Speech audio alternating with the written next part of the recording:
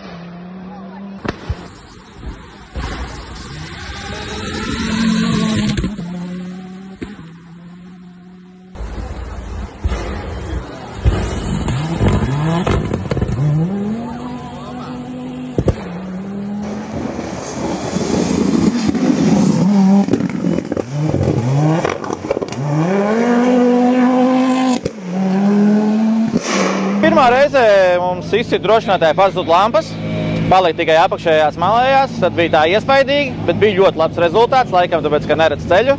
Un tad otrā reizē baigi jau bija iznēsāts tāds un mazliet mašīna sāka raustīties. Garajos taisnēs sāka pēc 150 raustīties un slēgties ārā.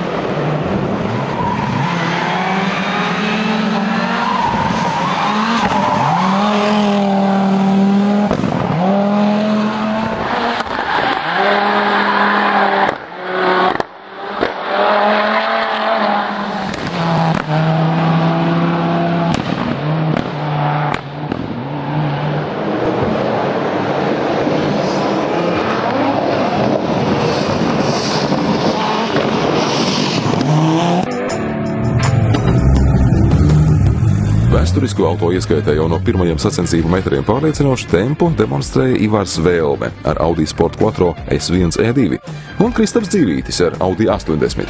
Pirmajā ātrumposmā ātrākais bija Vēlme, otrajā līdera grožus pārņēma Dzīvītis. Tomēr ceturtajā posmā gūtais pusas defekts Kristapam maksāja 40 sekundes. Viņš tomēr spēja turpināt cīņu par top 3. Tagad gandrīz.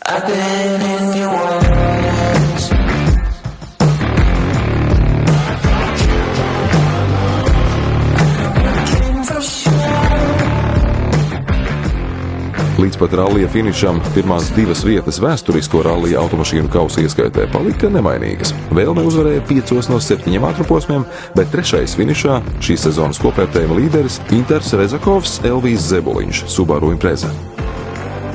Slapi jau, iesvīda. Bet uzcēl riepas sāk driftēties jau ritīgi. Laika pārkars. Dienas beigās gandarījums par sacensībām. Ja godīgi ir, laikam ir. Te forši nebija tāds baigs samocīts, bija tāds, forši braucams, man liekas, plūsmains bija.